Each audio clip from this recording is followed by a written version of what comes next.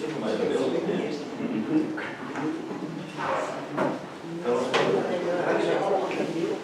Goeiemôre almal.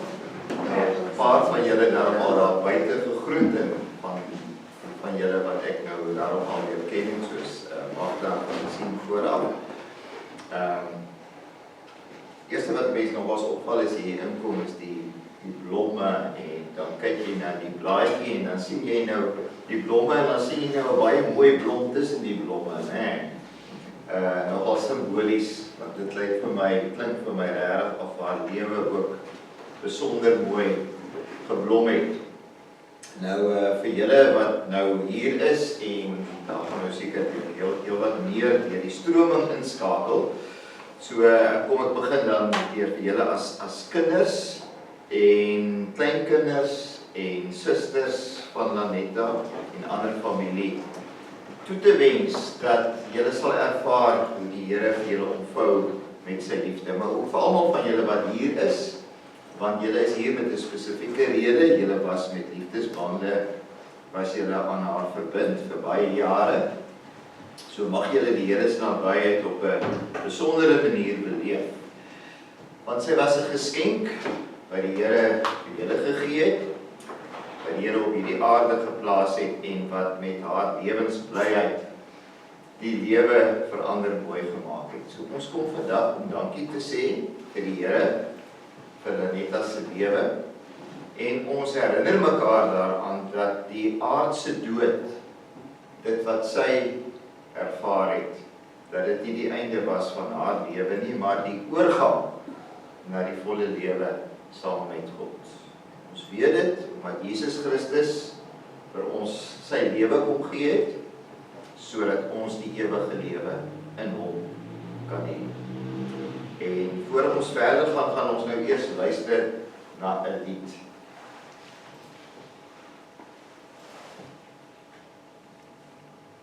Maar ons kan nie dit ons vreugde steel nie, terwyl voordagsdiens juist daaroor gaan. So, wat dan, jy gaan eers wat jy ietsie sê, né?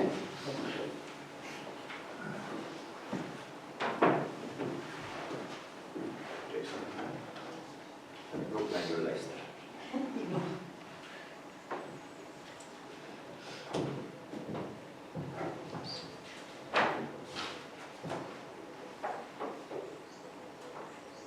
Net eerstens vir almal sê baie dankie dat julle mamma se troostdiens kom bywoon het. Al julle oproepies en dinge was vir my soos 'n warm kombers wat vir my daai rus en vrede gegee het. Ek gaan eerstens begin met die bedankings. Dominee Gawie van Brugge, baie dankie vir die boodskap wat jy ons gaan lewer vandag.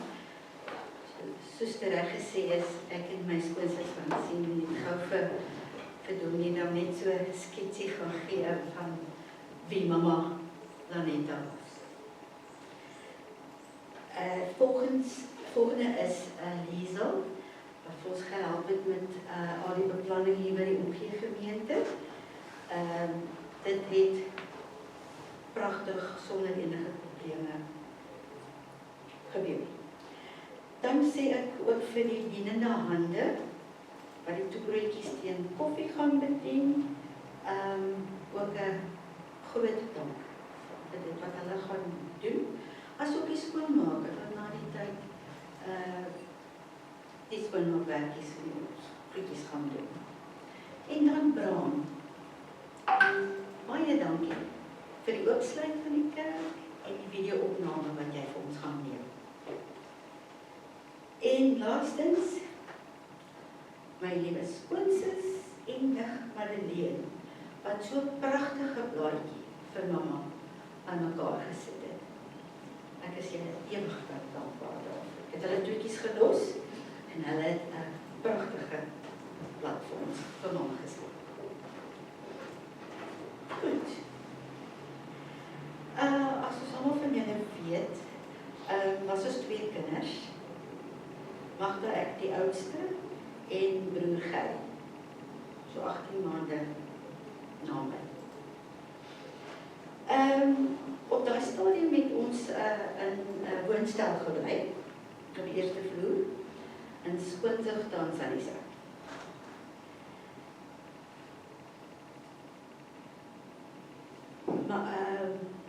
Mama, nee, was in die gewoonte om as sy in die middag gaan rus, nadat ons middagete geëet het, dan gaan rus sy 'n bietjie. Ons kinders moes ook gaan rus. Dan sal Gerrie vir mamma vra, mamma, kan ek maar gaan speel? Nee Gerrie, jy kan nog nie gaan speel nie. Nee. Dan kom Gerrie so 'n paar minute daarna. Mamma, my kos is nou al in my tone. Kan ons nog gaan speel? Ja, sê ma, ag Gerrie, gaan speel maar. Want dit help nie om verder. Hy wil gaan speel. Sy het ook vir pa Gerrit gevra. Sy wil vreeslik graag gaan onderwys word. Sy het verpleeg, maar verpleging is nie waar nie, sy wil gaan onderwys. Pa het gesê reg, skryf jou in daar by die NKP. En sy was nou die enigste getroude en moeder onder die studente. Maar sy het daar 4 jaar voltooi met lof. En ja, sy was natuurlijk nou die enigste getroude in die klas. Ek was baie trots op haar, dat sy al 4 jaar klaar gemaakt het. As kind was ek so 'n bietjie kwaad vir haar, want sy het nog geswat. So daar was nog nie tyd wat ek vir haar kan sê, mamma, ek kan haar nie investeer, want sy is besig met haar studies.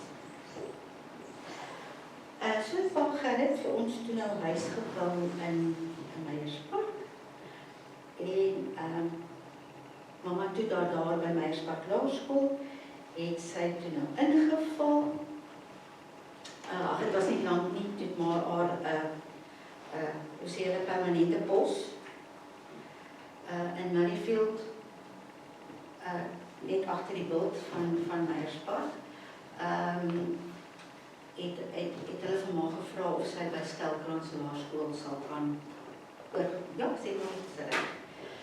By Laerskool Stelkrans was eintlik waar sy haar uitgeleef het in haar onderwys. Soos die liedjie tereg gesê het, sy het elke kind sy potensiaal het sy raak gesien. En daar was nie witbroodjie goed onder haar nie, maar sy het vir almal enigszins lief gehad.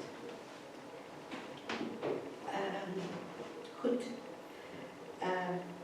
Toe moes ons nog trek na Waterkloof, die verder Waterkloof Glen toe. En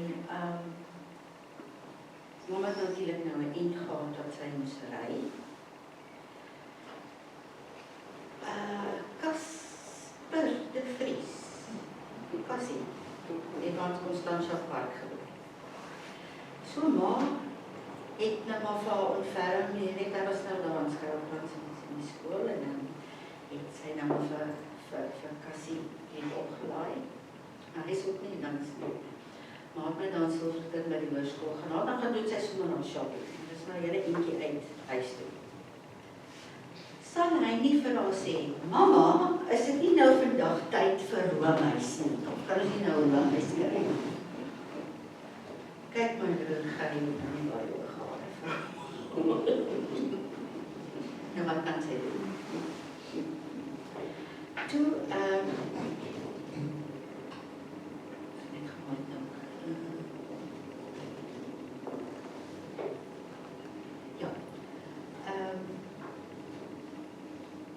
in 1997 is my man oorlede en was daar Christiana en my ma het geweet ek is nie 'n plattelandse meisie nie, so ek het gesê kom maar terug huis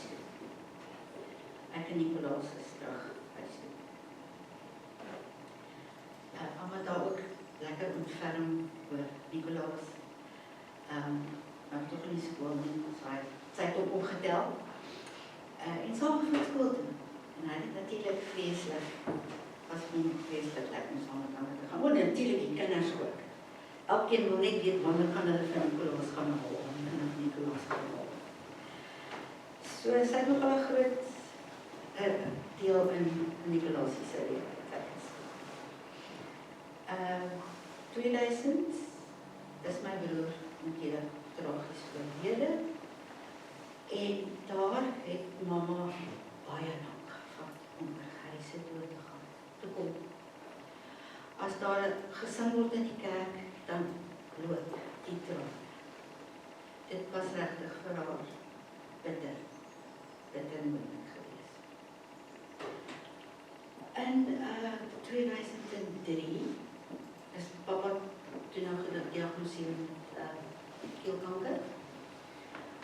Operasie gehad,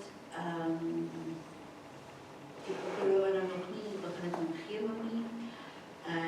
Maar hier by Julie maand 2003 het hulle gevoel nie, okay, dit lyk of daar uitsaaiings is, om ons begin maar met chemo. Dit was, na die tweede ene, toe sê dokter, nee, daar is nou niks verder wat ons kan doen nie, en papa is toen nou 9 Augustus op Vrouwendag, is hy toe oorlede. So het is nou nie Maalik in Nicolaas. In Judithstraat was blyk groot huis, moment, daar was 'n ander sessie by haar gewees, wat ons toe laat besluit, by die huis, wat ons toe laat besluit dat jong, die huis is in elk geval te groot as om verkoop, maar sisters is allemaal in die Kaap, so ons trek Kaap. En intussen het ons die huis in Struispaad gehad. Dat is net jammer van wat dit nie nooit gesien toe dit was. In elk geval, mama was baie negatief om Struispaad toe te gaan. Dat is waar, sy het baie keer ook vir my gesê, ag, Magda, dit is so jammer, ons moes toe nou vir Struispaad verkoop. Magda, dit is so jammer dat ons vir Struispaad verkoop het. Sê ek, ja ma, en dan voel op mama daar trappe, weet ek nie of mama, of jy dit ooit verder sou geniet dit nie, dit is toch nogal mooi uitsig gehad. Terug te kom, ja, sy het toe nou, ons het huis in maand gesit, sy het toe nou na Somerset van haar sister Darren, was nou al klaar hier so in Somerset en ek wil net natuurlijk graag na by 'n hospitaal wees. Het sy hier naartoe gevlieg gekom en was dit nou vir haar lekker om waar ons nou bly in Beirich Villas. Ek het sy die eer gekry om vir ons huis te kom soek, want ons moes nou altyd papa wat altyd die huis, jy weet, daar toemetjies gedoen het, maar sy het so goed, dit was val so lekker om, dis nou waar ek wil bly en hier gaan ek wees. So, ja,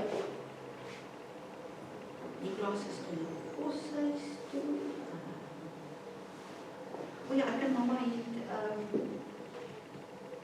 so 3 lekker bootreisies het ons gehad met lekker herinneringe. Die laaste ene was in 2016. Het ons die ene van Singapore na Hong Kong op die Volendam van die Holland American Cruise Line het ons gevat. Het gesien, hierdie keer maak ons 14 dae boottrip. Een van die excursies was die olifantritte. Min het ek en mama geweet, maar die ander is allemaal 2-2, jy weet, 2-2 op die olifante, en hier word ek en mama gesplit. Sy op haar eie olifant, ek op my eie olifant. Waar sy nou vir my kwaad? Want ek het nou nie gesorg, dat sy piesangs het vir haar olifant nie, en ook nie voetjie vir die ou wat die oukie by die olifant lê. Sy was beroesend.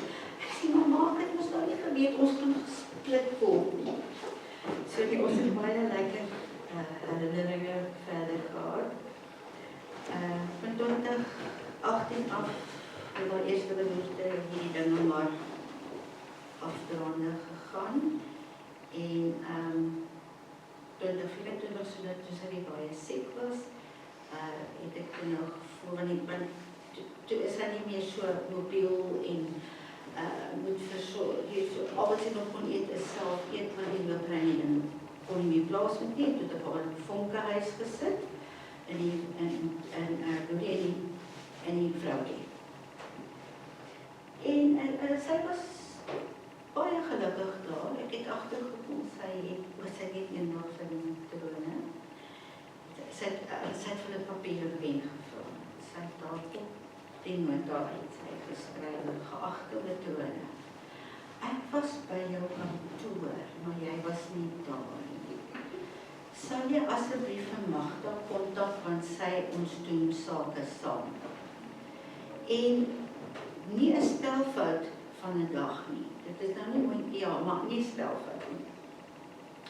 Sy was bekommerd oor die boom wat gaan val en sy soek haar sertifikate en ja, op ek sal 'n stukkie papier.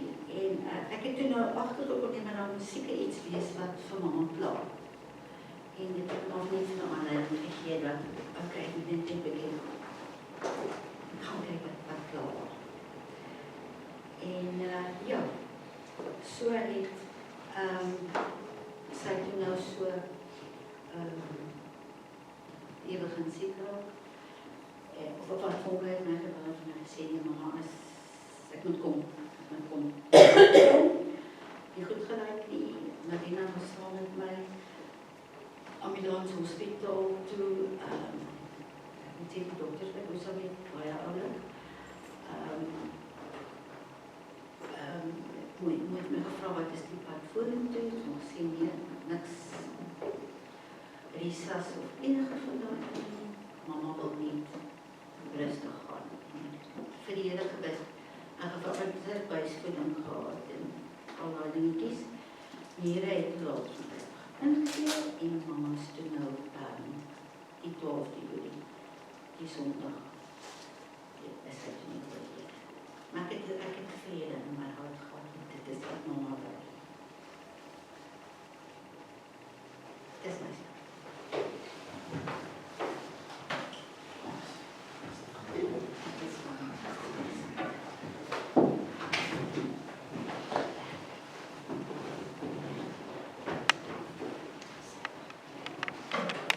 Baie dankie, lieve sussie. Jy het my op 'n maar heeltemal mooi beskryf na julle lewe. En ek glo die meeste van julle hier ken haar so goed. Maar ek het haar op 'n ander vlak leer ken. Kyk, ek het haar as 'n 8-jarige dogtertjie leer ken. Snaaks het ek haar skooljuffrou terug geword het.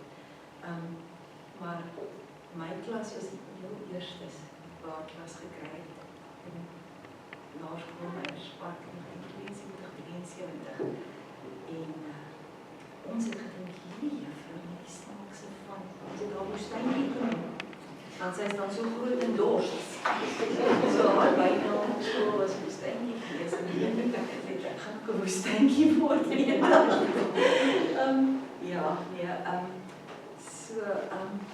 My matriekgroep het 'n baie noue band nog al die jare met mekaar van die ou stories en ons het so 'n WhatsApp groepie en toe ek nou vir hulle vertel ma's oorlede, het ek seker 40 boodskappe van die ou leerlinge gekry. En almal kon die dan onthou. Die juffrou met die rooi paadjie, die rooi skoene, of die pink paadjie en pink skoene, die pers paadjie en pers skoene, altyd iets. Maar hulle het daar absoluut, jy kon daar altyd weer 'n ring trek. Sy het so impak op hulle almal gehad. Maar buiten dit was sy 'n absolute familieonderwyseres. Want 3 van my niggies, 2 van my neefs en nog 'n agterde neef was ook by haar in die klas gewees. Die pragtige foto is die een van haar ou leerlinge, een van my niggies geneem. Daarin. So ek gesê sy is so lief vir haar Engelse juffrou. So mamma het die gedagte impak op ons almal as leerders wat ons moet vrygeslaan om in die klas te wees. Nee ja, toe ontmoet ek haar seun eendag. Toe haar raak gevry, dink ek, in Huis in die jeugsentrum. En binne 3 weke toe is ek nou 21 en hy bel sy ma en hy sê, nee ma, ander ouens gee verlig, meisies, hulle sê so, maar ma moet vir Fransien gaan Proteas aflewer. En sy sê, ja, prakties, Proteas hy moes nou lang, en dit kan nog Ikebana op word eendag. So daarom nou die. En ma toe nou so even by Huis Ararat aangekom, al die pad gery, vir hierdie vreemde nuwe aanhangsel van sy Arseen, en vir haar om blom aflewer, maar ek was nie daar nie, ek was op die campus gewees. En so het sy nou maar by die naaste kamer in die gang het sy die blomme gaan afgee en hoe dit dan afgelewer sou word. En ek het die aand daar aangekom en het gesê, waar is die blomme? En ek sê, ek het die blomme gekry nie. En ek sê die naaste tikkieboks en ek sê, maar van die kant af uitgedra. Waar is die blomme wat vir sy, want hy was so erg oor my en ek het nie my blomme gekry. En al die tyd het sy dit net 2 kamers verder afgelewer, maar hy is toe hier die hele lichaam begin. Sy arme ma so deurgeloop oor die ding. Maar daar het ek die eerste keer al klaar die waardering gekry van mense wat omgee vir die liefde van haar kind se geliefde. Sy het diepe maat ingekry, 18 maande later is ons getroud en toe het sy ek het voorreg gehad om vir haar ouma te maak. En uiteindelik het ons 3 kinders saam en Magda nog 'n kind en van daar af eers was ek nog so 'n soort van iets skoondogter gewees. Jy weet jy moes my jou ma en jou skoonmaak. En ons het mekaar so 'n bietjie saggies opgevryf, want ek meen nou ek kon nog as onderwyser kyk sy was baie streng onderwyser. Baie streng en ferm, maar nie kwaai nie, maar ferm en was swart op wit, was nie middeweg. So ek was nog 'n bietjie versigtig vir haar en 'n geweldige perfeksionist om laat sy kinders daar af. Sy kinders was gegaan en het is gejaag en het doekesakke en alles en dan stap ek daar in my hare staan so 'n bietjie so ek dom die lipstick aan en as ek sal dit in die kar aansit as ek kyk hier en gaan net vir sy dan my sê net so van trek sy my kraag vir my reg of stoot my hare vir my reg, alles moet net reg wees. Voor dis reg op uit. Kan jy nou nie hoor nie, askies. Ja, so het sy maar altyd gesorg dat haar ander dogter ook nou goed gelyk het, so tussen die kinders en alles deur. En met die tyd saam, toe Gerry oorlede is, het ek en sy totaal en al by mekaar uiteindelik uitgekom as ma en dogter. Wat ons op pad begin stap het, wat ek kon nie onderskei tref tussen haar en my eie ma nie. En dit was die kosbaarste tyd van my lewe. En so die kinders het 'n lekker tye saam met haar gehad. En eendag het sy gesê, maar sy gaan vir Roan en Eddie oplaai, hulle was nog klein laatjies. Hulle gaan nou ry na neef Eddie Knops. En dan gaan hulle 'n bietjie daar kuier. En sy gaan 'n bietjie met die kinders spog. En so halfpad staan een van hulle daar in die kar en sê, wanneer gaan ouma nou met ons spoeg? Ja, so dit was nou, die staaltjie het ouma nou vreeslik geniet om te vertel, dat sy met haar kinders altyd gespoeg het. Tot vandag toe, maar ouma het soveel geduld gehad, sy het vir Eddie so ver gekry om havermoutpap te eet. En ons het die video om dit te bewys. Ek kon dit nooit reg kry nie, maar het was so stoïese gesig en niks kan daar onder kry nie, die kind skree. Blou moord, en Roan speel daar agter, boink, boink met die bal. Niks irriteer haar nie, sy voer net die kind en ja, dit was ouma, die geduld wat sy in die dag gelê het. As ma het ek haar bitter lief gehad en die tye wat ek hier in Somerset Westel wat ons spandeer het ons spesiale tye gemaak. Sy het altyd moeite gedoen om iets spesiaals te gaan doen, sy het saam woordfees toe gegaan of aardskyk toe. As die kinders kom kuier, dit was daar altyd projekkies wat ouma saam met hulle gedoen het. Sy het alles op sy gesit en ouma het met hulle scrapbooking, speletjies, enigiets, maar daar was altyd 'n projekkie wat gedoen is. En dit is wat ek so waardeer. Maar ek wil net so vir Oula se laaste hulde bly aan haar gee. En ek wil sê as sy nou haar hemelse klere kry daar bo. Ek weet ons gaan almal mooi wit klere hê, maar ek hoop die Here issue vra met 'n rooi baadjie en rooi highball vas en 'n titseltjie rooi lipstifie.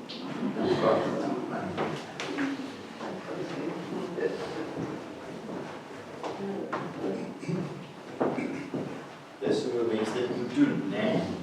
Om 'n lewe te vier en te vertel en nooit op te hou vertel nie. As ek dink hoe lank is my mamma al oorlede en die tyd keer dan voel dit asof sy sommer hier by jou is en dan vertel jy, ouma het dit gesê en ouma het dit gedoen. So baie dankie, dit was baie besonder dat julle dit ook so gedoen het. Gaan ons weer probeer.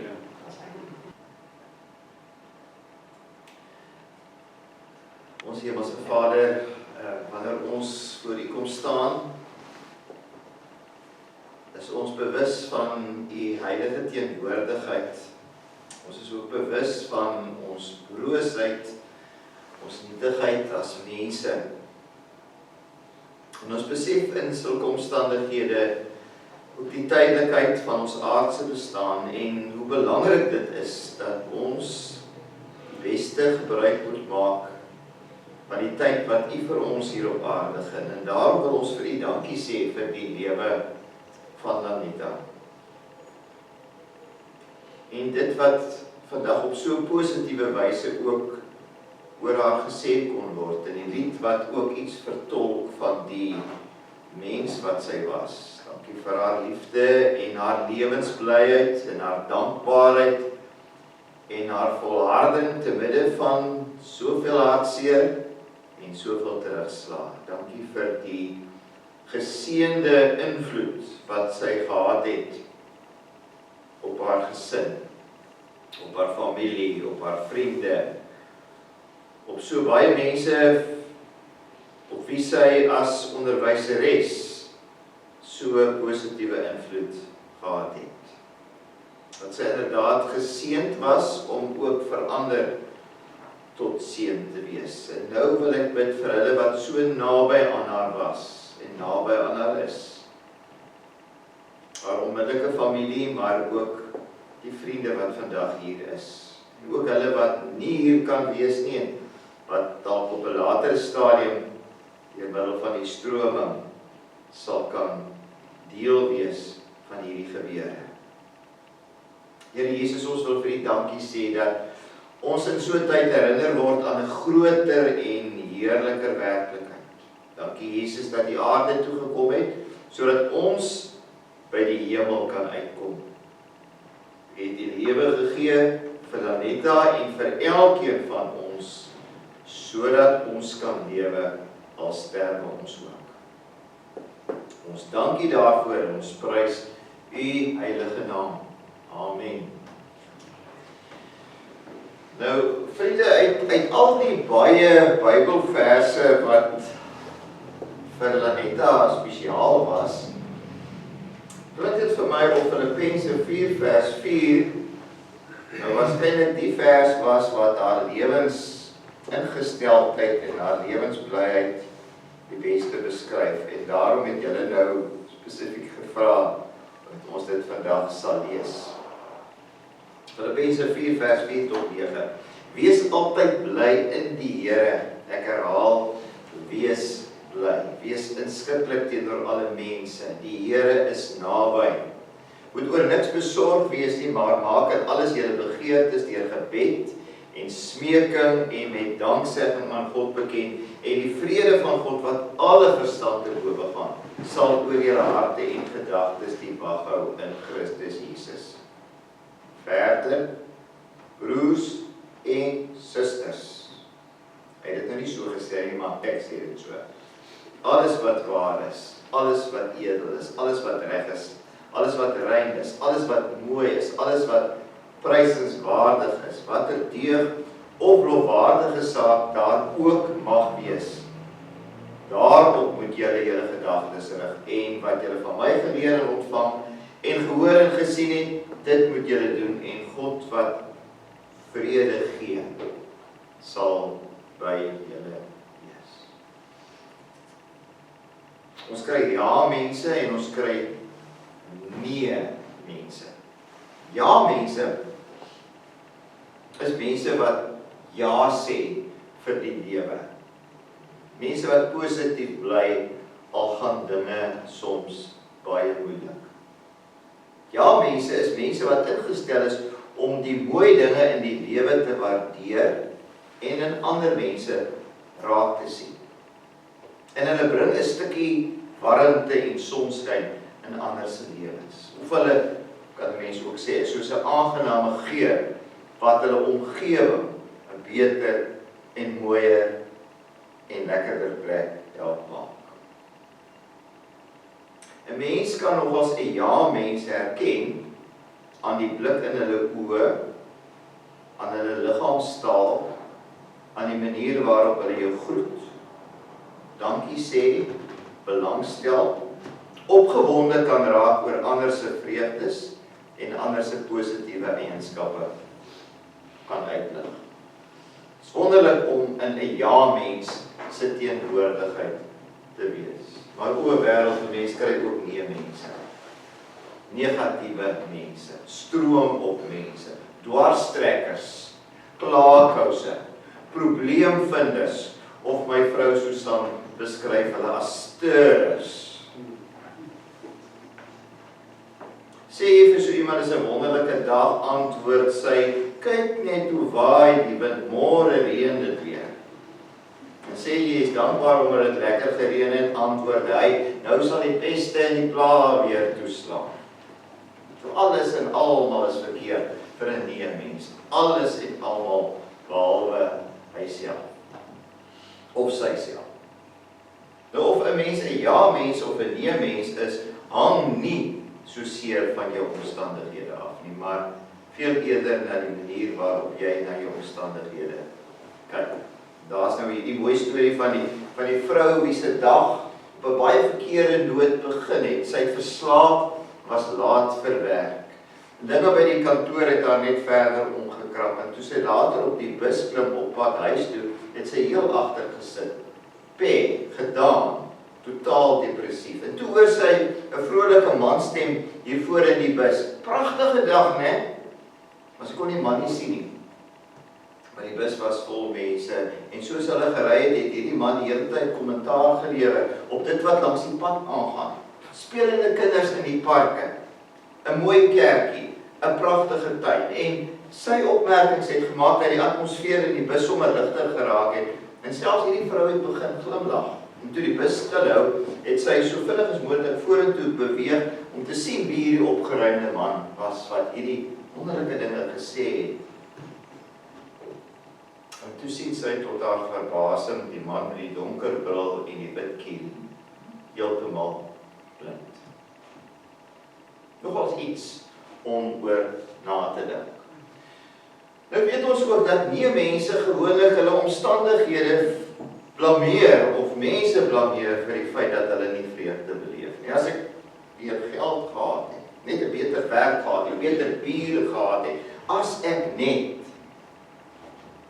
Maar hierdie goed bepaal eintlik maar net geluk wat soms baie kortstondig is, dit bepaal nie egte blydskap nie. Julle ken almal die bekende Habakuk gedeelte, né? Wat ons nou direk hier by aansluit. Dit is 'n soort van die Ou Testamentiese gedeelte van Filippense 4. Al sou die vyeboom nie bot nie en daar geen druiwe aan die wingerd te wees nie, al sou die olyfoes misluk en die lande geen oes lewer nie, al sou daar geen pluimvee in die kampe meer wees nie en die beeskrale sonder bees te wees, nogtans sal ek in die Here jubel. Hoor julle Paulus se woorde ook? Nogtans sal ek in die Here jubel, sal ek juig in God, my redder. So Habakuk kom sê, my blydskap is nie afhanklik van omstandighede nie. Selfs wanneer die ongeluk tref, wanneer die geluk verdwyn saam met die misoeste en die finansiële probleme, verdwyn my blydskap nie, want dit is blydskap in die Here. En dan kom Paulus en hy skryf jare na Habakuk, skryf hy hierdie Filippense brief. En julle weet waar hy sit wanneer hy hierdie brief skryf. Hy sit in die tronk. Nie omdat hy geld geduister het, nie omdat hy probleme vir ander veroorsaak het nie, maar as gevolg van sy geloof in Jesus Christus. En as 'n mens so kyk na sy omstandighede, dan wil jy hom so 'n bietjie jammer kry, en wil jy vir hom sê, arme Paulus, die lewe het jou daarom maar bietjie sleg behandel. Die kaarte is bietjie sleg vir jou uitgedeel. Geluk was beslis nie aan jou kant nie.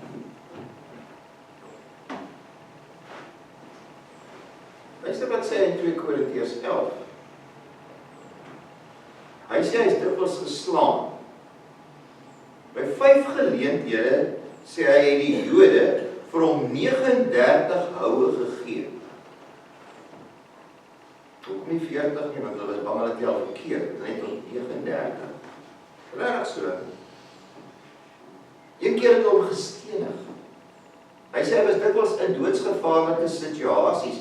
3 maal het die boot waarmee hy gereis het op die rotse beland. Baie nagte het hy nie geslaap nie. Soms moes hy nagte in die koue deurbring buite, en dan het hy ook dae gehad wat hy niks te ete gehad.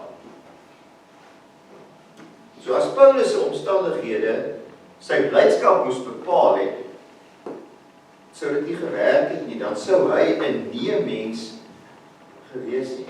Ek kan nie elke keer as ek dit lees, dan kan ek nie help om te wonder wat ek sou gemaak het as ek Paulus was. Of ek nie ook maar baie keer hopeloos in 'n hoekie sou gaan sit het nie. Of dalk opstandig geraak het teen die Here en teen alles en almal. Terwyl ek besig was om hier voor te berei vir vandag se diens, het ek nogal 'n bietjie skaam gekry oor hoe dikwels ek geïrriteerd raak met klein goedjies wat skeefloop. Weer daarom gedink, is nie altyd die groot tragedies wat ons die slegste beleef nie. Dis die klein dingetjies wat ons soms so vreeslik ontstel en irriteer. My internet werk alweer nie. My selfoon se skerm het gevries, kan julle glo, net nadat ek van julle af weg is hier. En ek kyk op my selfoon, is daar niks daar gebeur, niks, en hy vries. Ek het nie gevloek nie, maar ek was kwaad, en ek was ondig.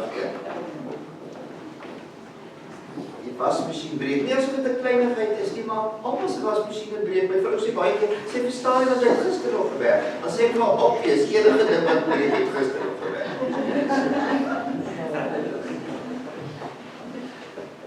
Paulus se reaksie in veel moeilike omstandighede is verstom.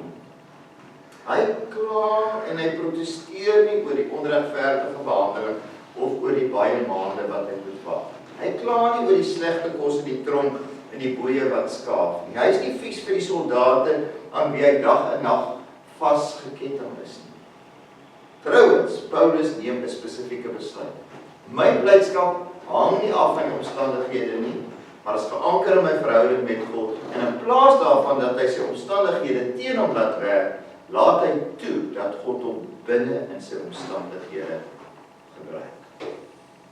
Ek het iets van dit wat julle vandag vertel het ek gehoor.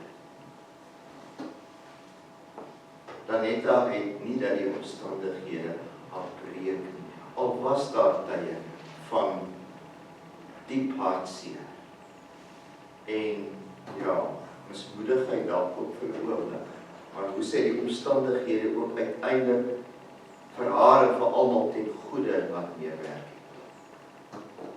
Paulus skryf in die begin van sy brief, skryf hy vanuit hierdie tronk aan sy vriende in Filippi. Nou gaan ek dit so 'n bietjie parafraseer. Hy sê, my omstandighede bevorder juist die verkondiging van die evangelie. Want hier in die tronk kry ek wonderlike geleenthede om die evangelie te verkondig aan elke soldaat waaraan ek vasgeketting is, aan my besoekers en in die briewe wat ek skryf. Terwyl hy nou daar die tronk sit, bemoedig hy die gemeente in Filippi. En dan vra hy vir hulle mense, kom ons wees positief, al is ons omstandighede nie altyd maklik. Kom ons streef daarna om in 'n lewende verhouding met Jesus Christus blydskap en dankbaarheid en innerlike vrede te ervaar. En dan spoor hy vir hulle nog verder aan. Dan sê hy vir hulle, hoe kan 'n mens dit regkry? Deur jou gedagtes te rig, sê hy, op alles wat rein is, alles wat mooi is, alles wat prysenswaardig is, en op elke deug en lofwaardige ding wat daar mag wees. Paulus was inderdaad 'n ja-mens, iemand wat vanuit 'n donker tronksel sonskyn en warmte in ander se lewens gebring. Hy het geweet, al kan jy nie jou omstandighede beheer nie, kan jy kies hoe jy daarin reageer.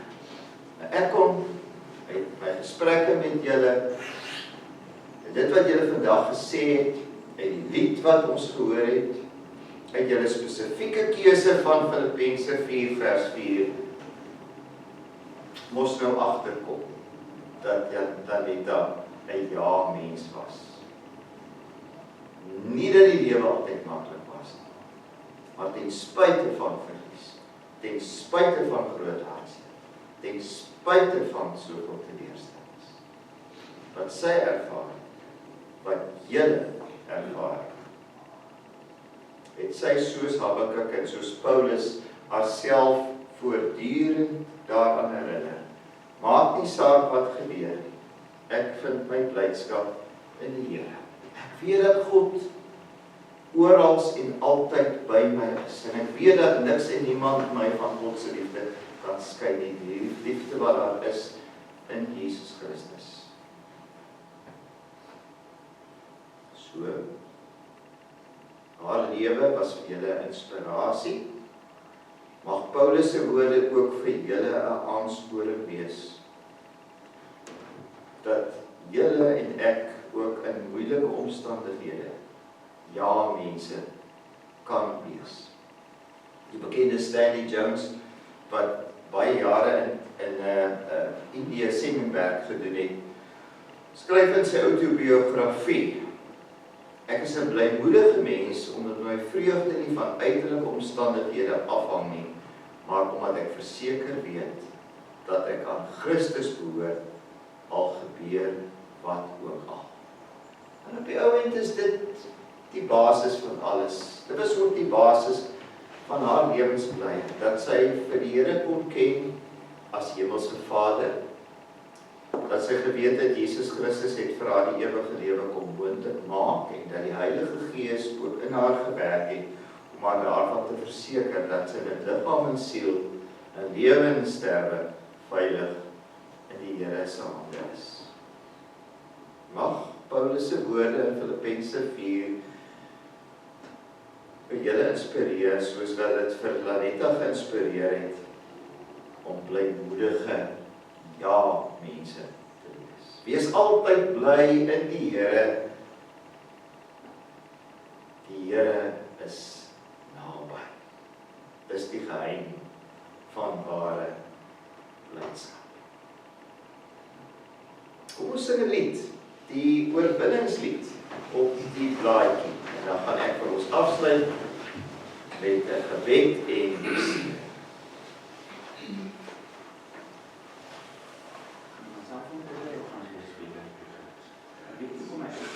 Ek wil nou, miskien moet ons probeer om die ander, kom ons probeer die een, want die klank is 'n bietjie harder. En ons sing tot waar hy kom en dan lees ons die res. Nee.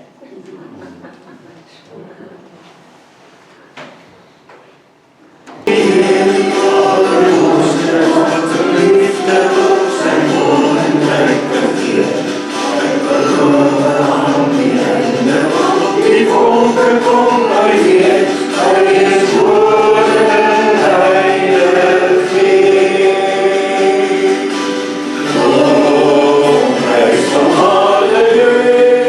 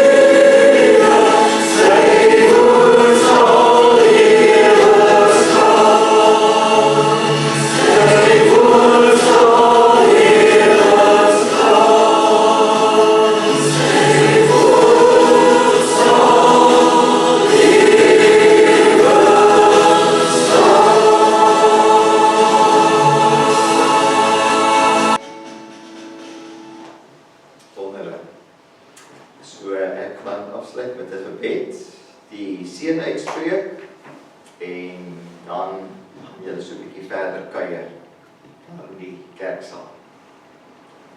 Kom ons sluit ons oë.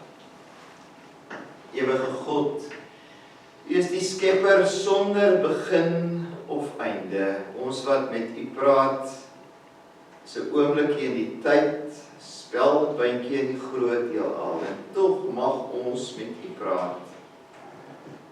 U wat aan die ander kant van tyd staan. U wat van 'n tydlose bestaan gekom het om ons tydgebonde wêreld te betree en tot by ons te kom. So Here ons God, het U ook na Lanetta gekom. U was teenwoordig by haar geboorteuur. U was teenwoordig by haar met al die vreugdes en al die teleurstellings, dwars deur haar hele lewe, om haar te vul met lewensblyheid te midde van haar omstandighede. U was teenwoordig ook in haar sterwensuur, U hande uitgestrek om haar in te lei in U tydlose koninkryk. En so Here is U ook hier by haar dierbares. U sien hulle raak, U hou hulle vas. Mag die genade van ons Here Jesus Christus, die liefde van God, ons Vader, en die troos van die Heilige Gees met julle elkeen wees. Amen.